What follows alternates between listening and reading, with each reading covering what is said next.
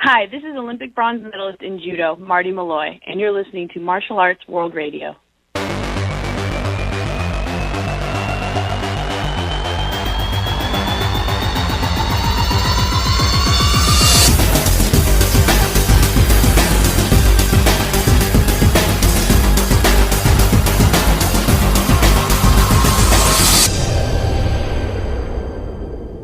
Welcome to Martial Arts World Radio.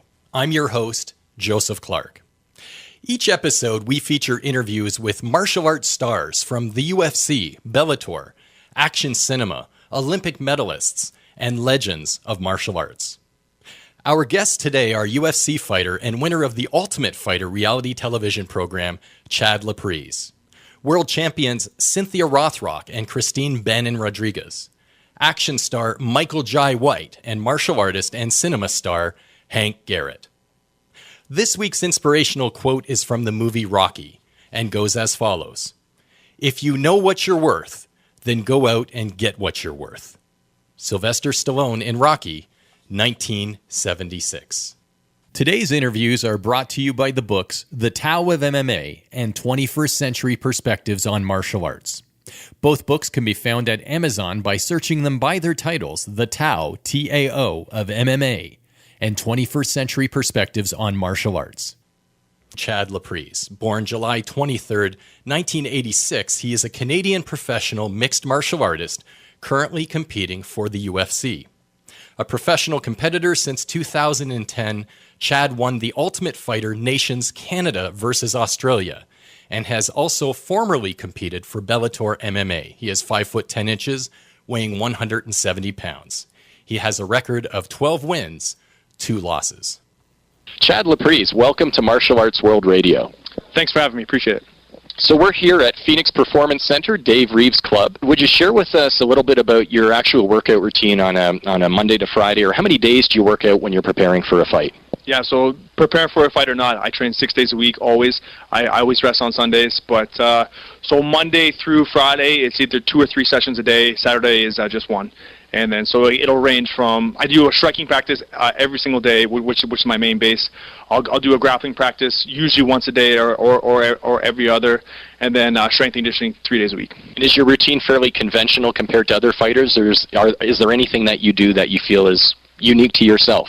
Yeah, I feel like the level of striking that I learned, definitely most people don't have. You know, I've been blessed with awesome coaches, and proof is in the pudding. You know, you see some of the skills that I've built over the years, and it's definitely credit to the coaches and all the hard work that I put in.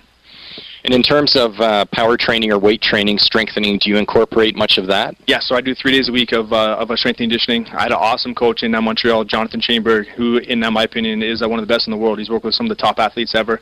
So when I'm in Montreal, I'm training with him, and when I'm back in London, I use his program back home. So we do Olympic lifting, we do plyos, we do movement training, cardio. We do everything, and he follows me on a program where it's periodized, so I'm able to peak and get ready for the fights.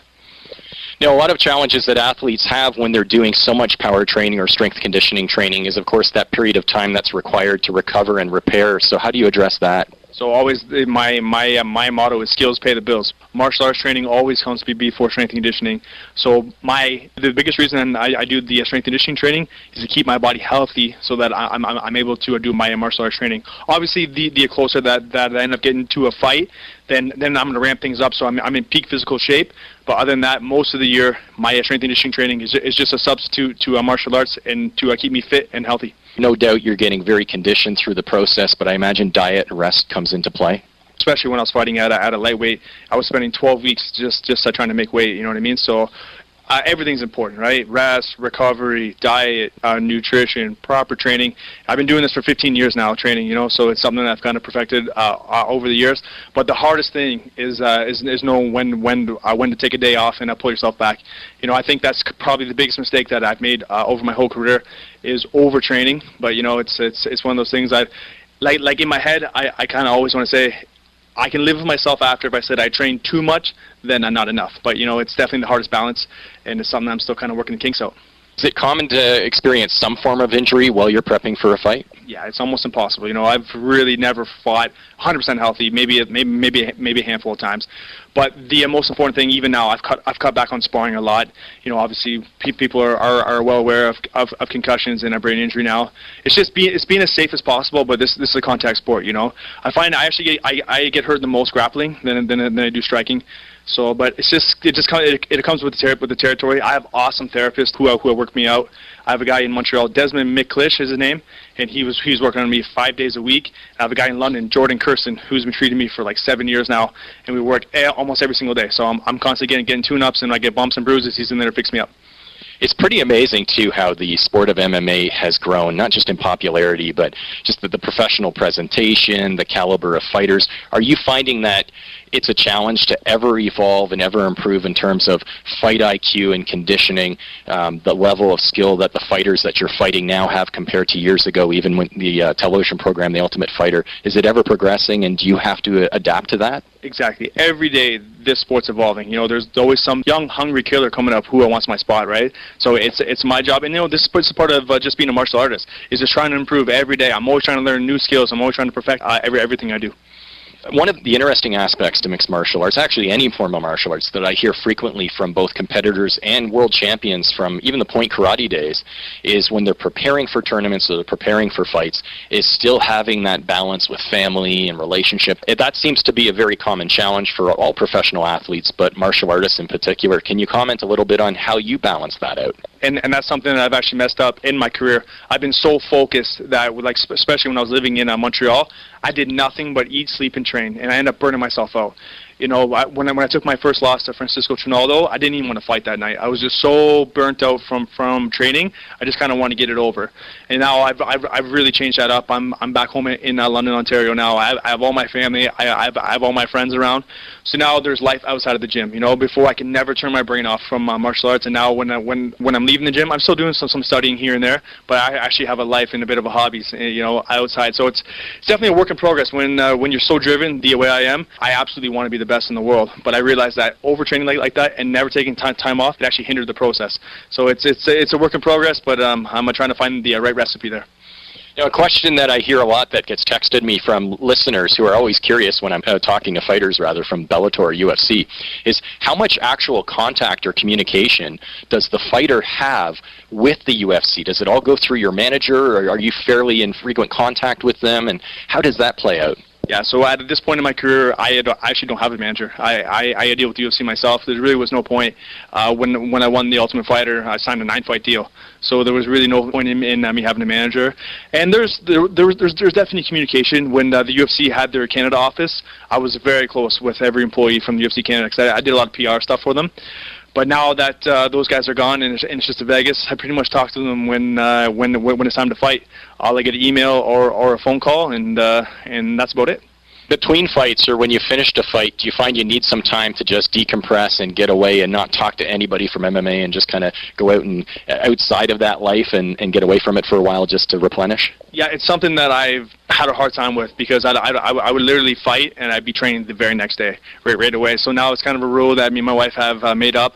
I usually fight, and then I'll take a 1-week vacation after, and then do nothing related to martial arts. And by the end of that week, I'm itching to get back in the gym. But I think it's important for me, more mentally than anything. You know, obviously my body needs a break, but it's so much stress that goes into a fight camp, and then the night of the fight, it's important to take a little time off after. Important to have a wife and somebody in your corner who knows how to support you while you're training and preparing? I'm super blessed to have the wife I have. You know, when we got married and stuff, I was training and fighting, but it wasn't like the level it is now. So she's been with me every step of the way, which is pretty awesome. And she understands this business too. You know, it's definitely a tough one. It's one where you can get chewed up and spit out pretty easy. So it's pretty great to have her in my corner. That's excellent. Congratulations. I understand that you're expecting your first child. Yes, exactly. We're having our first baby in the end of April, so I'm super excited for that. And it's, I can't wait. It'll be one of the biggest accomplishments in my life for sure.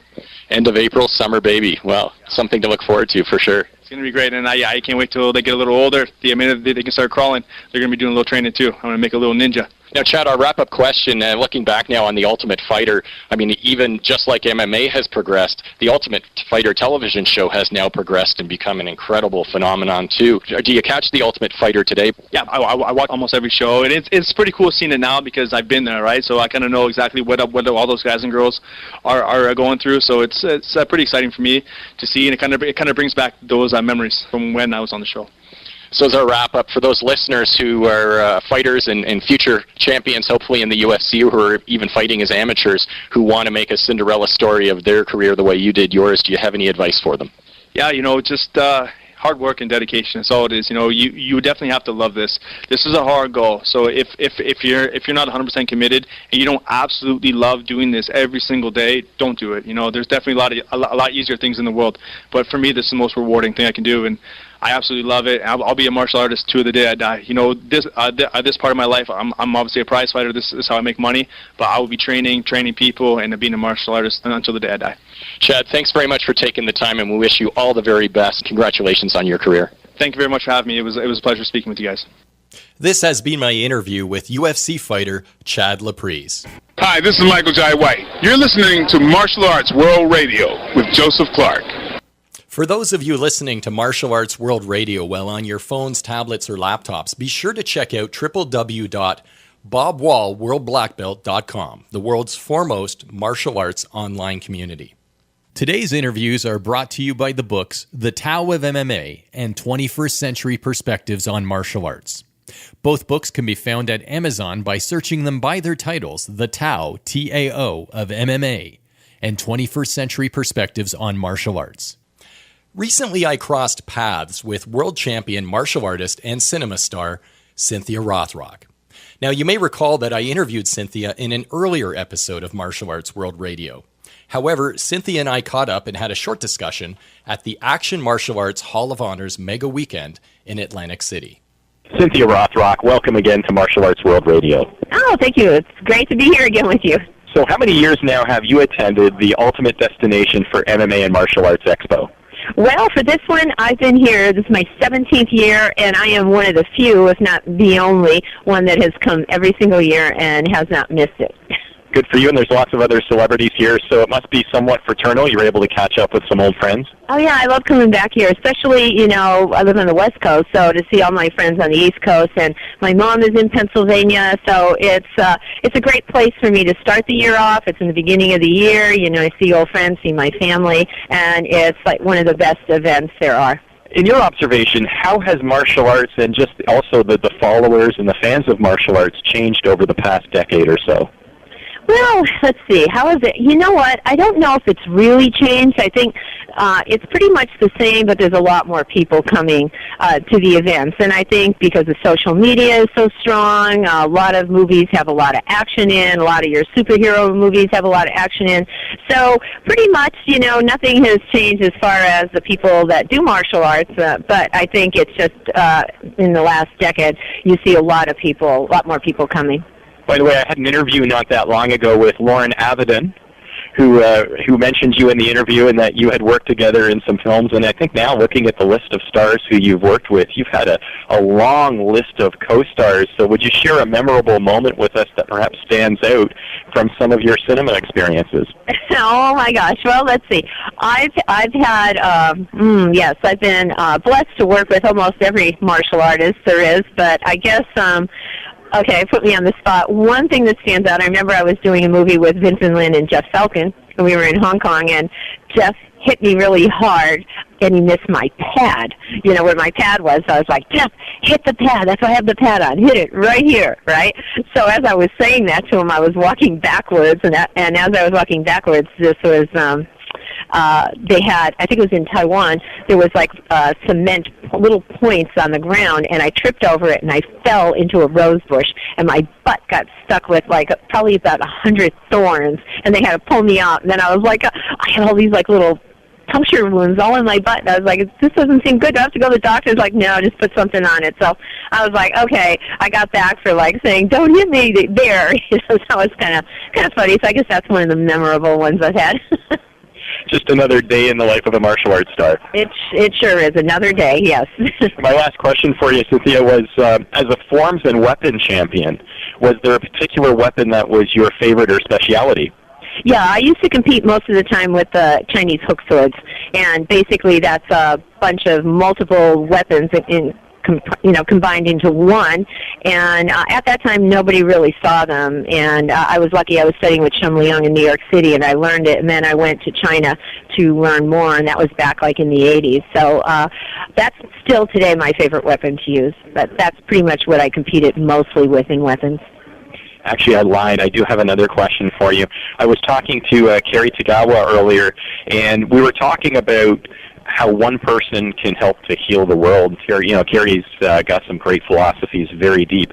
But from a perspective of movies, do you feel that films, and in particular action films, can carry a moral that can have a positive influence on the world?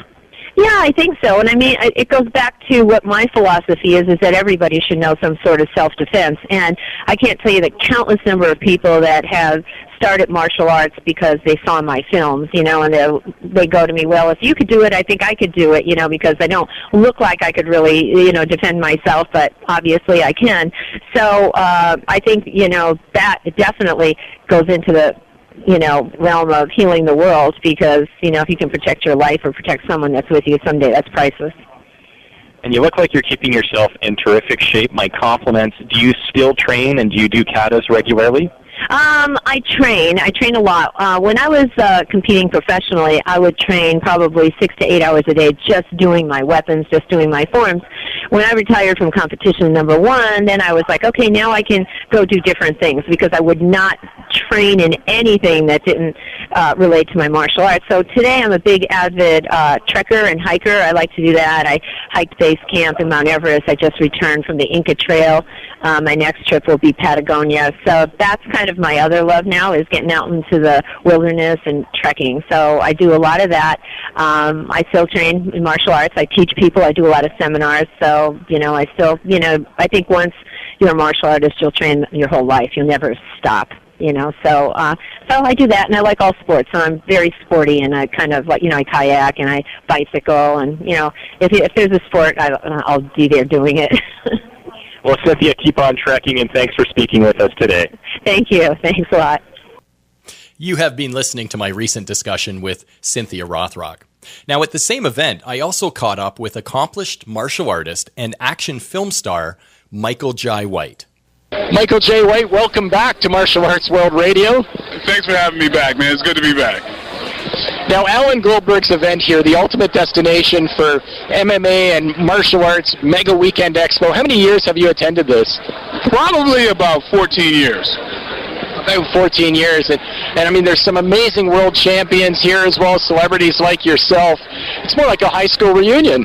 Oh, absolutely. It's definitely a reunion for me. It's my fraternity. The martial arts fraternity is something that, it made me who I am. There's people who basically I've seen from some of the very first tournament I attended. Yeah, I mean, you're an accomplished martial artist yourself, and high-degree black belts in many styles. I think at least eight styles. Are you still learning? Are you ever learning?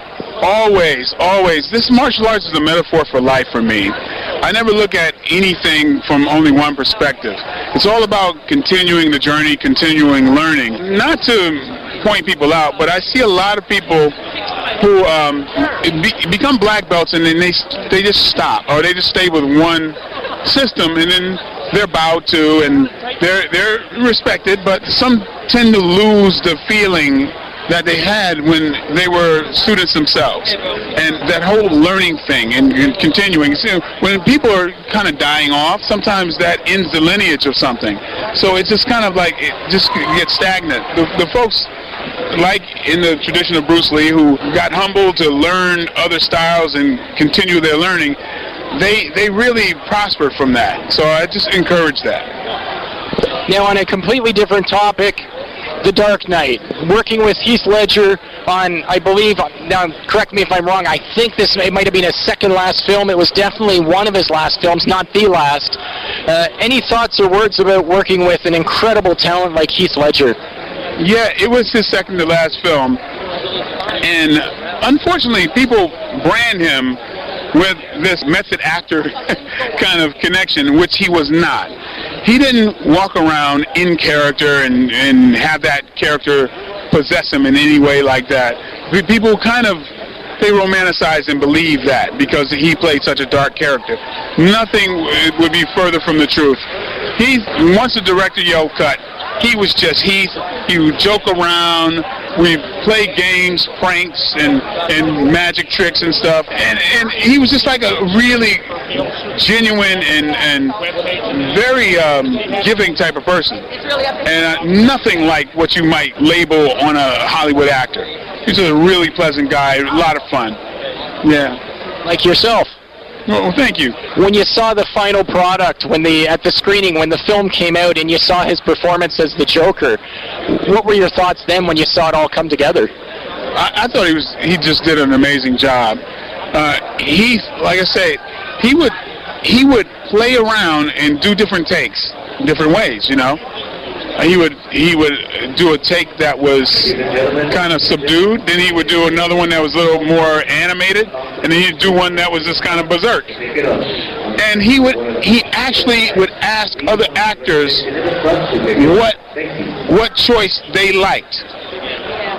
You know, the confidence of a major actor to do that, and the connection he has with just his fellow actors and just fellow human beings, giving them that kind of respect for their opinion was amazing. You know, this is who that guy was, and it's contrary to any like stereotypes that you might see of actors now. And when I saw that movie and I saw how he kind of got there with this kind of darker character, and that he still kept the fun in it. I just thought he just did an amazing job, and it is an inspiration for me as well. Michael, my wrap-up question here, taking a look behind us on your banner, you know, you have Spawn, Universal Soldier, Mortal Kombat, Jax Briggs, of course you remember that, The Dark Knight.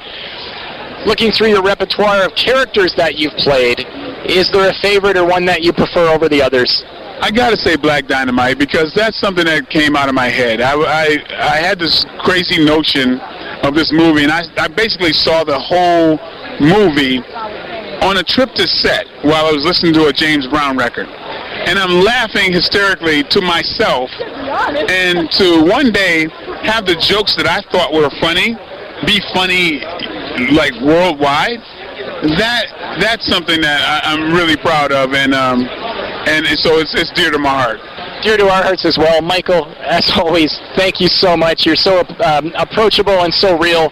Thanks so much for taking the time to speak with us today. Thank you, man. You're my favorite interviewer. From now on, let that be known. Okay. That was my recent conversation with action star Michael Jai White. Christine Bannon-Rodriguez, born November 6, 1966, is an American martial artist, actress, stunt person, and fight choreographer. Her choreography and stunt work can be seen in films such as The Next Karate Kid, Mortal Kombat Conquest, and Batman and Robin. She holds 9 world championships, including consecutive 3-time world titles at the WAKO Games. And at what age did you begin taking instruction, when you were younger? I started when I was 13, and I just did it as an after-school activity just with another girl. She wanted to, her brother was taking martial arts, and it was in the neighborhood, and I was like, yeah, we'll try it, you know, because my parents were very strict, and, you know, unless it was doing a sport or something like that, I wasn't going out on a school night, so it was a way of getting out and you know, trying something else. I had played a lot of other sports, but I really fell in love with the martial arts. Is that Kempo and Wushu? Yes, I started my training in Kempo, which I still train in and instruct. But after I made my black belt, I started studying Wushu as well for competition purposes mostly. And what did that do, integrating the two together? How did that bring value to you as a competitor? Well, I think the Kempo is a very hard style, although it's very fluid. It's a very strong, you know, more similar to the karate, and I took that power and strength. You know, sometimes you can watch a wushu or a kung fu stylist, and they have that beautiful flow of their movements and stuff, but it's a little different than the karate. I mean, they don't have that, you know, sometimes they don't have that that real strong power behind their techniques. Some of them do, and that's what makes them great Kung Fu and Wushu practitioners. But I think I took that hard part of the karate part and kind of blended it with the Wushu. So I looked a lot to karate judges that were out there judging in competition. My difficulty level was much higher than someone just doing a karate form, but I also had the power behind it and the strong stances and everything else. So, they would lean towards myself because of that difficulty level, but still being equally as strong as the other competitors. Which one do you relate to more, or do you have a preference between the two? I really enjoy the beauty of the Wushu, but I would say probably the Kempo because that's where I started. And just as an overall martial art, as far as the self-defense involved and the fighting and the katas and everything else, just on an overall base, I really enjoy the Kempo. Christine, at what age did you begin competing? Pretty much at 13 when I first started. I mean, I didn't do it as a white belt. I was probably a yellow or an orange belt at my first tournament. But, started off very early. And back then the rules were a lot different than they are today. I was as big as I am now. I mean, girls mature, and at 13 I was the same size I am now. So I would enter the women's division and fight women rather than fighting the boys or, teenage divisions. So they didn't have rules like that back then where you couldn't fight adults if you were under 18. And in terms of instruction today, do you still run schools? Yep, my husband and I own a big school in Rhode Island. I teach karate, I teach the Kempo, and also a little bit of Wushu I teach, very small group of students that do that. And I have a big kickboxing program and just started teaching Krav Maga last year. So. Yeah, Krav Maga, Israeli martial art, can be a very lethal martial art. Do you have to adjust it so that you're able to instruct it for self-defense? Because, of course, it's a combat martial art that can be quite lethal. Yes, I find that it's kind of tough to, very physical art, and it's where karate, some people might not enjoy the sparring part and the physical contact, but there's a lot of other things in the karate.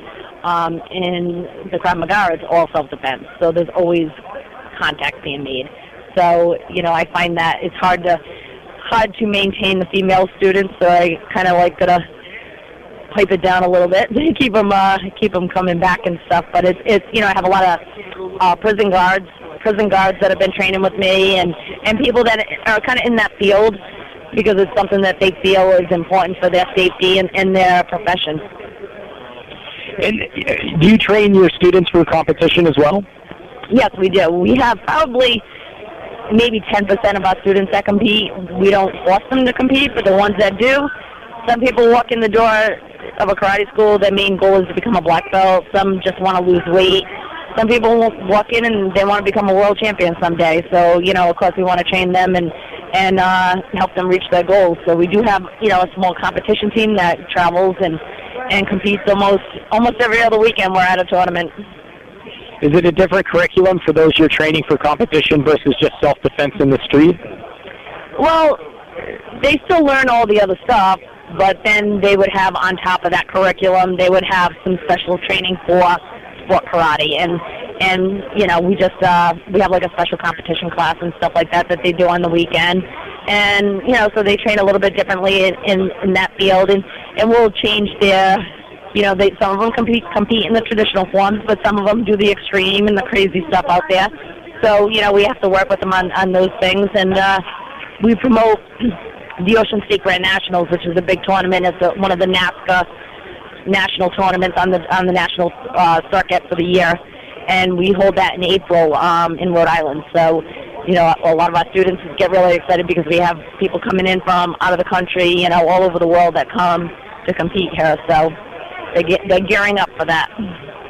In terms of the wisdom that was gained from being a world champion like yourself, I would imagine that's a real advantage for your students, that in addition to learning the martial arts curriculum, you're able to perhaps pass on some life lessons that were gained from your travels and your competition experience. The character building aspects of martial arts, is that an important part of what you do? Absolutely, and whether they're competitors or not, but especially for competitors, they have to have a good attitude out there. If they're training in our school, you win or lose, you have to have a good attitude. You have to walk away from the experience that you learned something. You can be upset with yourself and go back to the dojo and, train 10 times harder, but, don't take it out on your competitors or your officials. Be respectful. And yeah, character development is a big thing that we work with our kids on. They have homework assignments every month and stuff just to help them. We want them not to just be great kickers and punchers. We want them to be doing great in school. We want them to, have that yes sir, yes ma'am attitude when they're going to school or anywhere that they might be. So this is not a trick question, but just as an example, if a parent came to you and said that their child was neglecting their studies, how would you handle a situation like that with that student? I would definitely have a sit-down talk with them, but depending on where they are in their cycle from one belt to the next, they wouldn't be allowed to test. We require students to have paperwork signed by their school teachers and their parents that they're doing well in school and passing. And it's usually like a month wait before the next test. And I've seen 90% of the kids be able to pull themselves out of completely failing and bring themselves up to passing grades and stuff in less than a month. So it's been very successful. Christine, do you miss competition? I go to a lot of these tournaments, and sometimes I'll be walking by the ring and say, God, I'd love to get out there and compete. But, I think more so on the fighting end, I'd love to get out there. And I watch the men's competition over the years. It's changed, but it's pretty good.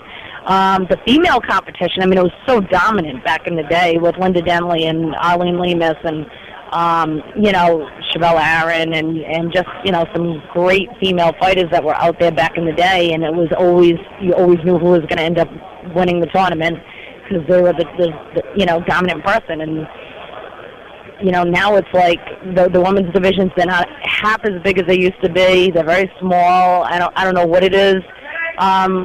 With the female divisions in the fighting, it's much different, My wrap-up question for you, Christine. Thanks for your time today. Can you describe for me the emotion in the instance when you won your first world championship?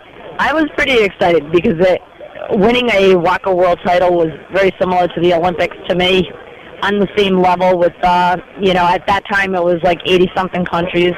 You get the national anthem played and the flag being dropped behind you and getting a gold medal put on. But that was at the first World Championships I went to. But I still went there with the mentality of, I'm supposed to win, So when I took a bronze in fighting, I was very disappointed, most people would have gone home, on cloud nine that they won a gold. But I was very upset that I lost the last match in fighting. And, after I went to that first World Championship, I just pretty much had it in my mind, I want to win a gold in forms, fighting, and weapons next time I come here. And, so the next time I went, I did accomplish that. And that was what really made me happy, being able to accomplish that. And then a lot of people, especially from other countries and people that are in a world type of country that females are not as important as men, where they would all talk about, how freak of a thing it was. It was just pure luck. And so it was, when I got the word of what was being said around the world, I said, I'll come back and prove them wrong and do it again, So it gave me more motivation. So the second time I did it, that's when I was like super excited. That's when they said, this kid's for real. Yeah, absolutely. That is fantastic. Christine, thank you so much for taking the time today, and congratulations on what an inspiration and example you've been for martial artists, regardless of gender, but for women in particular. Thank you very much.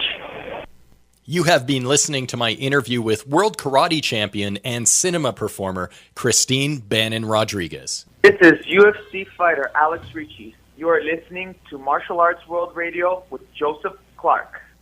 Today's interviews are brought to you by the books The Tao of MMA and 21st Century Perspectives on Martial Arts. Both books can be found at Amazon by searching them by their titles, The Tao, T-A-O, of MMA, and 21st Century Perspectives on Martial Arts. Hank Garrett is a martial artist and former professional sport wrestler who has trained with some incredible instructors, including Gene LaBelle and Benny the Jet Urquidez. He was also a comedian and actor who has starred in Serpico, Car 54, Where Are You?, 3 Days of the Condor, The Amityville Horror, and many other notable productions.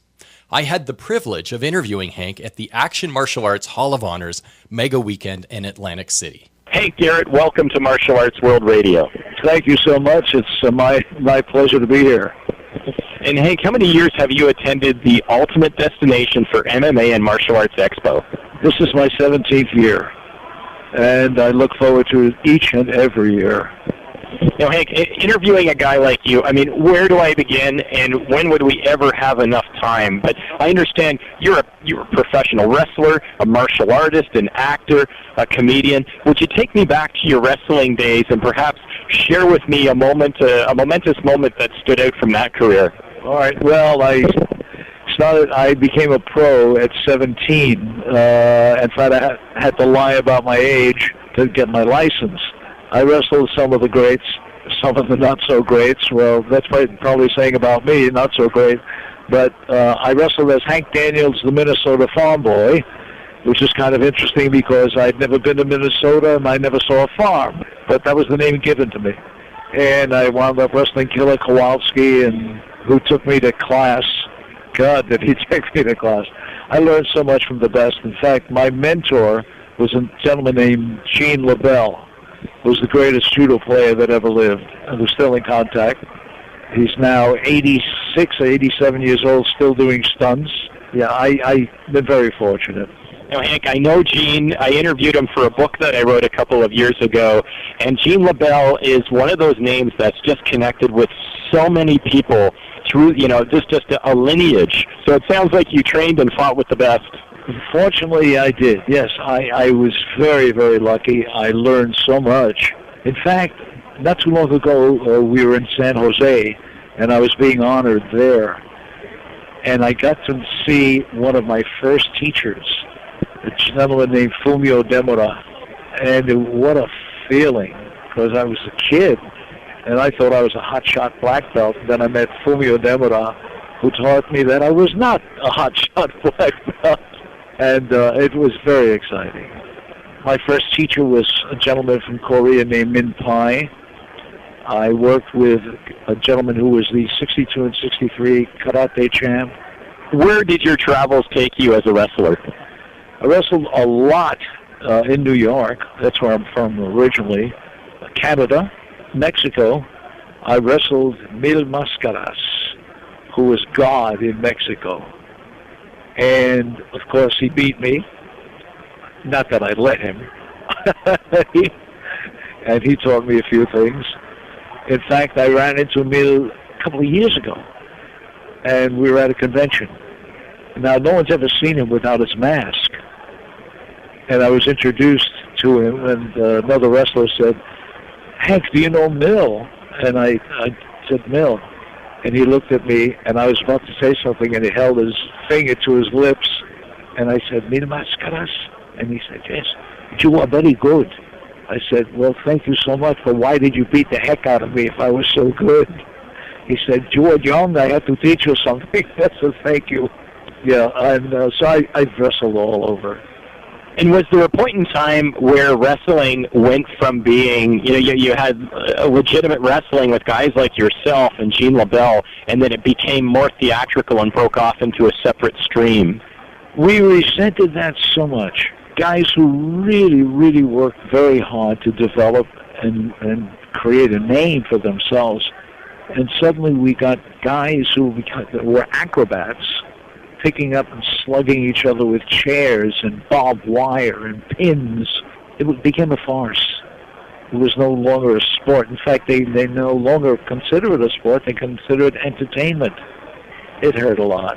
I understand that you also were a martial artist in that you took not just wrestling, but karate. Would you tell us what style of karate, and tell us a little bit about that? I first started martial arts. There was a gentleman who came into New York from Korea. His name was Min Pai. And he was teaching kids free of charge. hoping to entice the parents and older people. And the first form was Taekwondo Hapkido. Judo I learned from Gene LaBelle. Grappling I learned from Gene LaBelle. Hank, would you elaborate a little more on your karate study? Yes. Well, I started martial arts. The gentleman that I started training karate was Jules Paulin, who was the 62 and 63 national champ. Then I went to the Chinatown Dojo, and I got my first black belt from a gentleman by the name of Peter Urban. He was my sensei, my teacher. Then I started training with kickboxing with Benny the Jet Urquidez. He is my closest friend. In fact, Deanna Marie and I are godparents to his grandson. That's how close we are. Very nice, very nice. Oh, and Benny is amazing. 6-time world champ, never lost. I sparred with Benny. The pain keeps coming back every time I talk about it. Benny is about 5'5", 5'6", if that tall, 140 pounds. At the time I sparred with him at 5'10", 225 pounds. And we were sparring, that kind of pitter-patting, and I said, I'm getting tired of this. I'm going to throw a roundhouse, knock this little guy out, and go home. As I started to throw the kick, he was only about maybe 2 feet away from me. He went straight up in the air and kicked me on the top of my head. He stunned me. I looked at my watch and said, "Oh, Benny, listen, I didn't realize how late it is. I got to get home. I've got a pot roast in the oven that I'm afraid is going to burn." And we became close friends after that. Wow. Keep talking. Who else? Don the Dragon, close friend Cynthia Rothrock. These people are legends. What's your opinion and your impression of professional mixed martial arts, such as Bellator or the UFC? I'm a big fan of MMA. I've known a few people who are involved. In fact, some of them were training with Gene LaBelle, a young lady who was the champ, Ronda Rousey. And my personal opinion, she's lost twice now. She lost the title, and she tried to come back, and she lost to the challenger. And my feeling is, get back to training with Gene. And I think that's the reason she really lost. In both cases, in my opinion anyway, she didn't fight her usual fight. She didn't fight. So you look at the victories she had, where she dominated. They were very judo-based, very aggressive. She went on the offensive early. Whereas the 2 fights she lost, she was kind of fighting like a traditional, very orthodox, conservative MMA stand-up fight, which I don't believe was how she won her other fights. No, she didn't. Hollywood. When did Hollywood come knocking? Because you've had a very prolific career in film and television. I was a street hoodlum in New York. Sammy Davis Jr. got me off the street because my mom, who was a peddler, sold fruits and vegetables, was crying to a man who was the mayor of Harlem. He came to me. He didn't know me. I didn't know him. And he said, I'm so-and-so, I'm the mayor of Harlem, and I got permission from your mother to take you out. I thought he was going to kill me. When you say that to a New York, I want to take you out, start running. He took me to dinner. What he said to me was, "Do you have a suit?" I said, "Yeah, I got a suit." He said, "I want you to wear the suit tonight, but before you do, take a bath." And he slapped a cigarette out of my mouth. And I went to throw a punch at him. But he had 2 bodyguards there was 2 Samoans. It looked like 2 mountains moved toward me. And he took me to dinner that evening in Harlem, a place called Wells. I had fried chicken and waffles. And he said, "Do you like the food?" And I went, "Yeah, I like the food." And he was talking to a Neanderthal. He said, "There'll be a package for you to take home to your mom." And he took me to the Apollo Theater, which was an all-black theater in Harlem, to meet Sammy Davis Jr. And we went right into the dressing room. And there was hundreds of people waiting to see Sammy. Went right into the dressing room, and Sam addressed me and said, "Mr. Bryan said, you're either going to go to prison or you're going to die." I said, "That's it? That's my choice?" He said, "The way you're going, yeah." And at the time, I had a pistol in my pocket. 13 years old, carrying a gun. Got me a job. I was a band boy for an all-black orchestra. And I said, "What's a band boy?" He said, "You put out the music and the stands for each individual musician, and then at the end of the gig, put it all back. And Lucky Millinder, that was the orchestra, came over and handed me $50. Massive amount of money. And he said, get yourself some new kicks, shoes. I bought a pair of Florsheim shoes for $15 and gave the $35 to my mom. More money than she had seen all month. And it started from there. I was a band boy working at the Hotel Teresa. I wound up being the first white comedian to work the Apollo Theater because of another black comedian named Nipsey Russell. He was also on Car 54. We did Car 54 together. I was a cop. I became a cop for about a minute and a half. And when I was a cop, I got this audition for a new show called Car 54, Where Are You? And that's how it happened. That was the start. And it just went from there. There's many of us that would just consider it a blessing to be a professional wrestler, others a comedian, others an actor. I mean, there's people who endeavor their entire life just to have 15 seconds of success in these areas, and you've been able to enjoy success in all of them. You must feel really blessed. I am blessed. I refer to our father as my boss. He's never wrong, no matter whatever path I've been on. The path always turns into a pot of gold. Not necessarily for me, but he's shown me the way. You know, as a troubled young hoodlum, as you refer to yourself, a young hoodlum in the streets of New York, to the gentleman that you are today, which is obviously the true you. Oh. What was the turning point? Was that the turning point, or was it gradual that you were able to stop being a hoodlum and start a journey where you would learn, righteousness and learn right from wrong and start to live a life worth living? There were acts of kindness. I was very hungry walking the streets, and this was in Harlem on 111th Street. There was one night very cold. I actually slept on cardboard boxes at one point. And I passed the store. The windows were blacked out, and I heard music coming out of this store. And I looked in, and there were people singing, clapping, and dancing. I looked in, and the gentleman came over to me, and he said, "Son, are you okay?" I said, "Yeah," I was shivering. And he said, "Come on in, are you hungry?" And I said, "That's my middle name." He said, "Come in." And there were massive amounts of food on huge tables. He said, "Eat as much as you want." He said, "Do you have anybody that you live with?" I said, "Yeah, my mom, my dad." He said, "What do they do?" And I said, "They're peddlers, they sell fruits and vegetables." He said, "Eat all the food that you want." He said, "If you like, you can take some home to your mom and your dad." He said, I said, "Who are you?" And he said, "My name is Father Divine." He was an evangelist. So his kindness, Sammy Davis, it's hard to, excuse me, I get a bit choked up about it. Understandably. Because I was really, really headed for doom. Carrying a gun, which I got rid of, wound up working at the Copacabana in New York. I was in my dressing room, going to put on my first tuxedo, and I took stuff out of my pocket, my handkerchief, and I had a knife.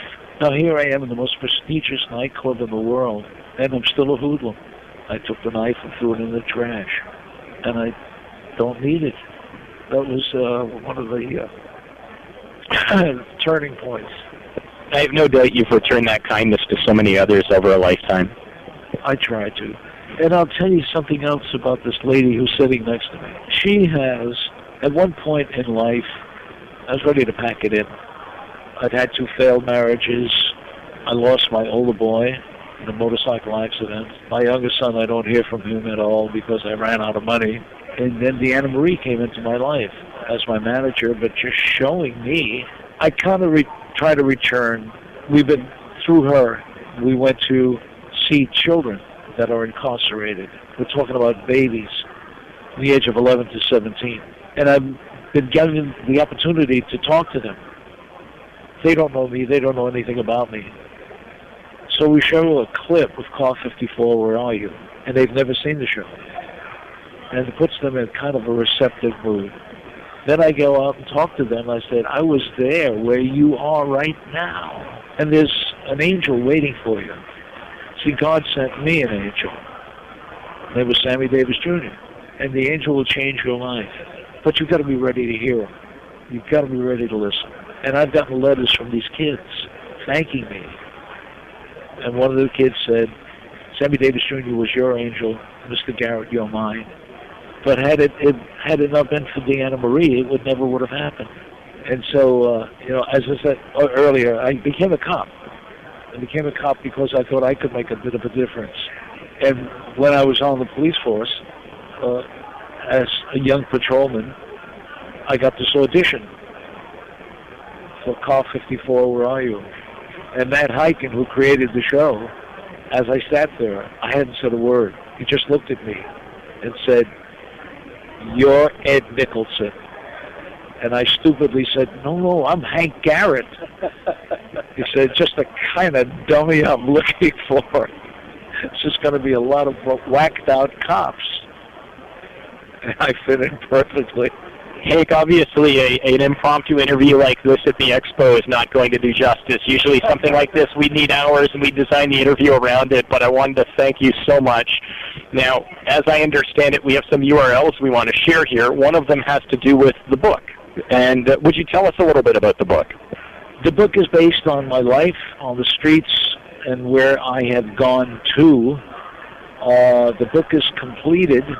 We're now talking to a couple of literary agents, and the title is Up from the Sidewalk. And that's the story, and I'm sticking to it. Up from the Sidewalk, an autobiography. Your manager, for anybody who's interested in getting in contact with you, is DM Smith at Red Warrior Management. Your website is www.hankgarrett, that's GARRETT.biz. I understand you can be contacted on Facebook at Hank Garrett. Yes, absolutely. And you also have a Twitter account, Hank Garrett. I do, yes. And thank you so much. We wish you all the very best with the book and your further adventures. Thank you so very much. It's my pleasure. Some great experiences and life lessons with martial artist, comedian, and actor Hank Garrett. Be sure to check us out at www.mawradio.com and follow us on Facebook, Twitter, LinkedIn, and YouTube by following Martial Arts World Radio. I'm Joseph Clark. Thank you for listening.